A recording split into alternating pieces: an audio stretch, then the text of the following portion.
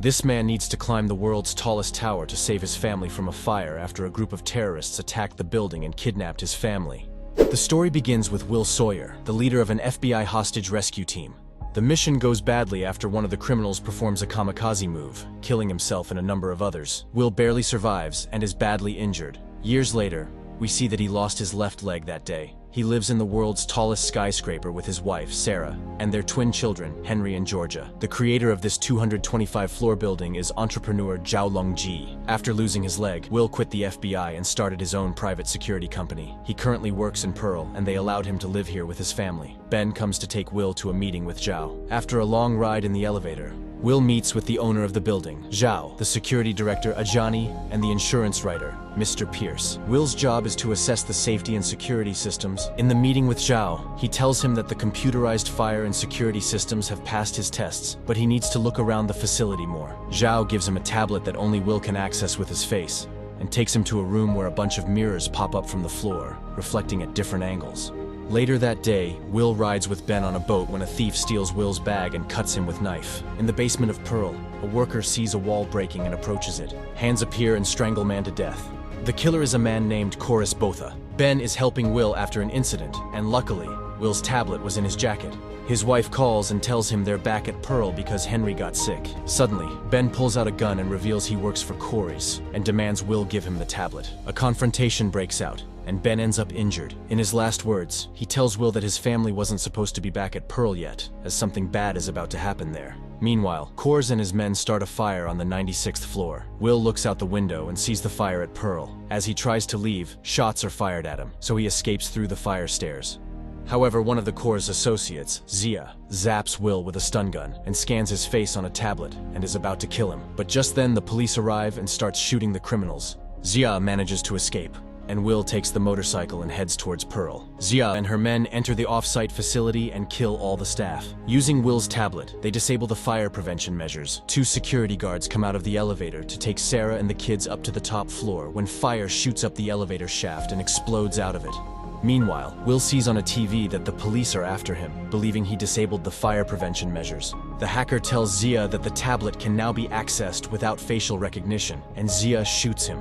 Zhao's people tell him they need to evacuate or they will be stuck there, and he agrees. He knows Corey's is behind this and that Corey's does not want him dead. At least not yet, he wants the flash drive. Will is about to be arrested but sees flames bursting out of the Pearl. He escapes the police and runs towards Pearl and starts climbing the nearby crane. He almost falls a couple of times, but that doesn't stop him. He is currently 1,100 meters above the ground. He gets into the room where the crane is operated and faces it toward the Pearl. He uses a hook to connect the crane to the building, but just as he is ready to cross, the hook gets disconnected, and the police arrive to arrest him. He takes a jump and barely manages to grab onto something, climbing inside the building to save his family. Zhao's helicopter is ready to take off, but he gets betrayed by Mr. Pierce. Korra's men come out and kill all of Zhao's people. Korra's reveals he wants to burn the Pearl to the ground. Ajani is still alive and shoots the pilot, causing the helicopter to crash. Zhao uses the opportunity to run into a safe room where he locks himself in. Xia tells Korra that she can't open the safe room with tablet, and that Will's family is also inside the Pearl. Pierce says they need to find Will, as he can open the safe room door. But Kors says they don't need to find him since they know what he wants. Sarah and the children are crossing the bridge when Pierce appears and takes Sarah hostage. She pulls a pair of scissors out of her pocket and stabs Pierce in the leg, telling her kids to run. They fight, but Sarah manages to put him on the floor. Suddenly, a metal structure falls on the bridge and separates the twins. Henry tells Georgia to go up to the waterfall. Pierce gets back on his feet and attacks Sarah, but luckily Will appears and pushes him off the bridge.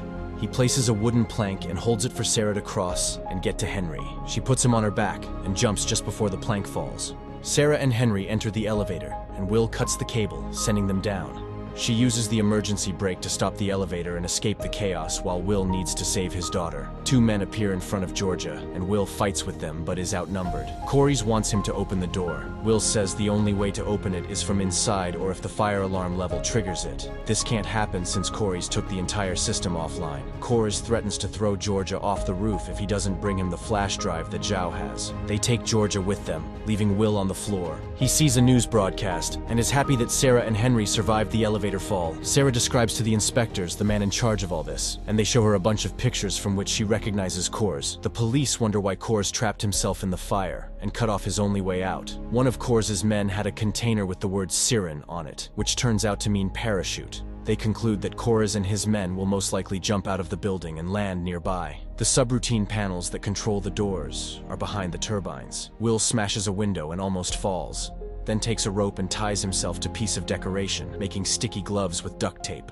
He starts walking along the side of the building while everyone watches live on television. He abseils down to the turbines, and once inside, he cuts a wire and opens the door where Zhao is hiding. Climbing back to the window he broke, he uses his prosthetic leg to prevent the doors from closing again. Inside, Zhao puts a gun to his head, but Will manages to overpower him and reverse the situation. He tells Zhao that he doesn't work for Kores and that they need to talk. Zhao reveals that Kores approached him when he began building the Pearl and asked him to use the construction crews working on the SkyScraper to launder money. He agreed, but made sure to carefully track and record every transaction. It's all saved on a memory card that Kores wants. That's the reason for this attack. That's why Kores needs the original files to hide their identities. He started the fire in the Pearl, knowing Zhao would take the memory card and run. Will suggested that they should give Kores what he wants, as his daughter is more important to him. He asks Zhao for help, since Kores and his men are on the roof with Will's daughter. The two appear, and Zhao's hands are bound with duct tape.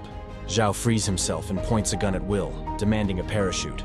Kores orders one of his men to give him a parachute. Zhao throws the memory card across the room, and Will shouts to Georgia to run. He pulls out a sword and slashes at the man in front of him. A chaotic gunfight ensues, and mirrors pop up, and the room starts closing, but the terrorists manage to get in on time, making it difficult for the criminals to distinguish the real people from their reflections. While Will has the same problem, wanting to reach his daughter but only seeing a reflection, Zhao is doing pretty well.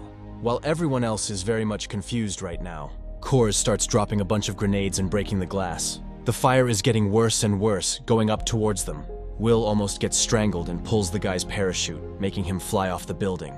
Will finds the memory card, and he is about to get shot, but Zhao saves his life. Kores starts shooting at them.